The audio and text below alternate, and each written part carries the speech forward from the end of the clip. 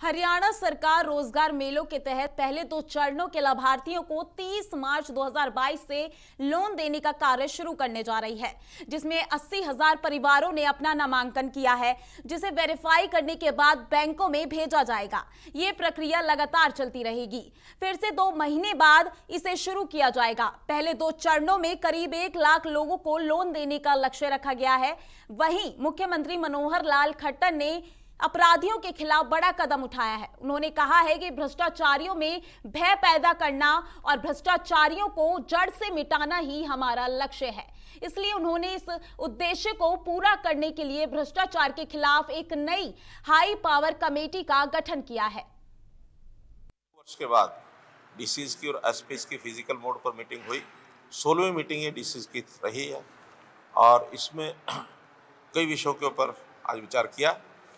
पहले तो हमने बजट के संबंध में मोटे मोटे विषय उनको बताया कि किस प्रकार से हमारी फोकस की चीज़ें क्या क्या थी। दूसरा विषय भ्रष्टाचार के नाते से इसको रोक लगानी है, कैसे लगाई जाए, क्योंकि कई शिकायतें आप लोगों को मालूम है भ्रष्टाचार की जो मिलती रही है, उस पर विशेष तौर पर चर्चा हमने की थी। 2-3 परिवर्तन भी किए हैं।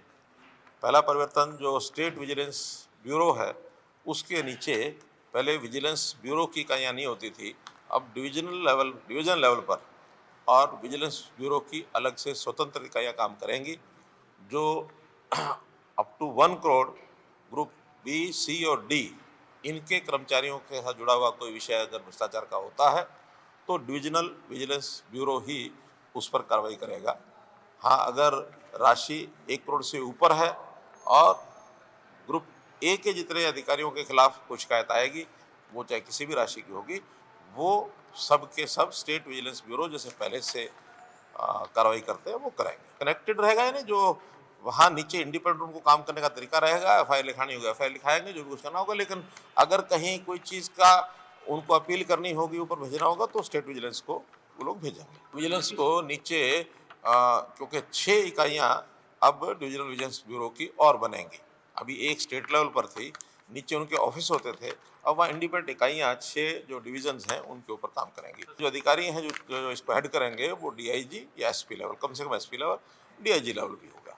तो अभी कुछ डीआईजी उसमें लगे हैं, कुछ एसपी लगे हैं, उन्हीं में से 6 लोगों को ये काम दिया जाएगा, प्रेफरेबली डीआईजी। एक हमारी विजिलेंस डिस्ट्रिक्ट विजिलेंस टीम होती है, बहुत पहले से बनी हुई है, लेकिन उस पर बहुत ज़्यादा काम नहीं होता था। वो विजिलेंस डिपार्टमेंट की इकाई है जिसके एडीसी हेड होते हैं, उनको ही मजबूत किया है और पिछले 2 महीने में लगभग 98 शिकायतें उनके पास आई हैं।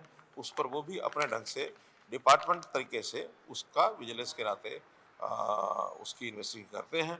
उसमें भी अब 2 महीने से कार्रवाई शुरू हुई है और वो भी एक प्रकार से एक्टिव किया गया है।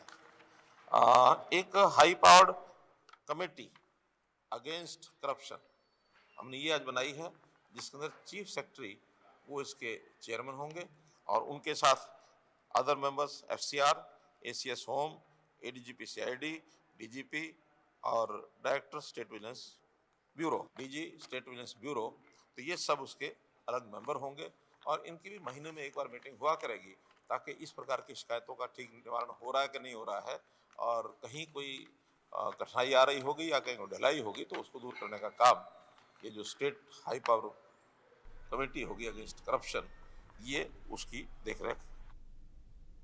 उत्तर भारत का सबसे अधिक लोकप्रिय रंगनाथ जी का मेला आज वृंदावन के रंगनाथ मंदिर में आयोजित किया गया है।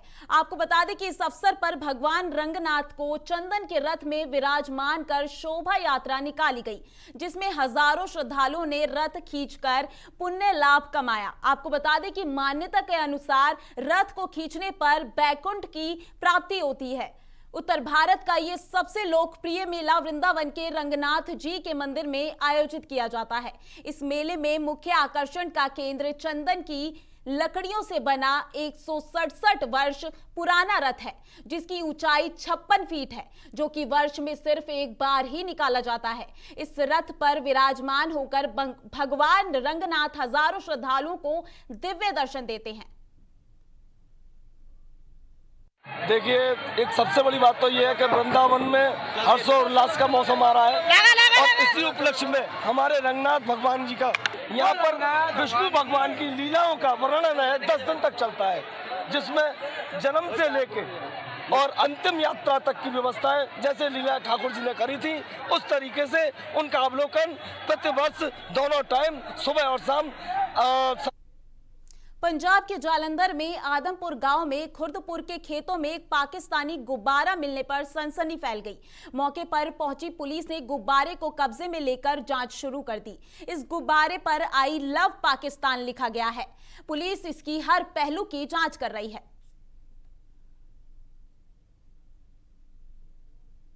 इन्फॉर्मेशन आई सी भी कोई गुब्बारा आया उत्ते पाकिस्तान वगैरह कुछ लिखा।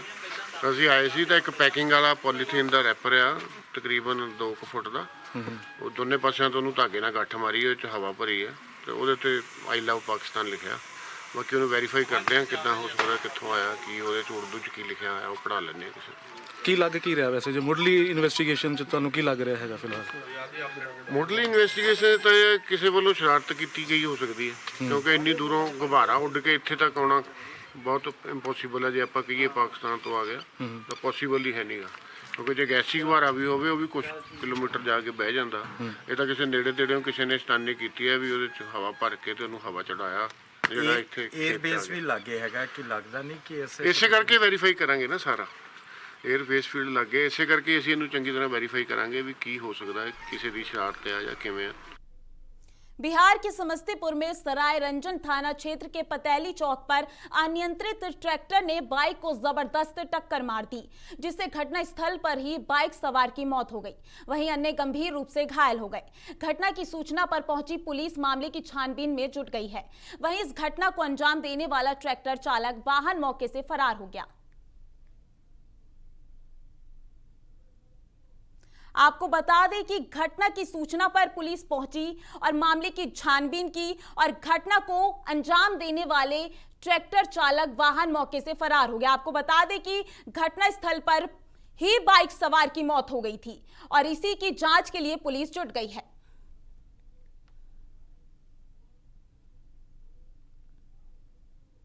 फिलहाल इस खास बुलेटिन में बस इतना ही। देश और दुनिया की तमाम खबरों के लिए देखते रहिए संभव टीवी। नमस्कार।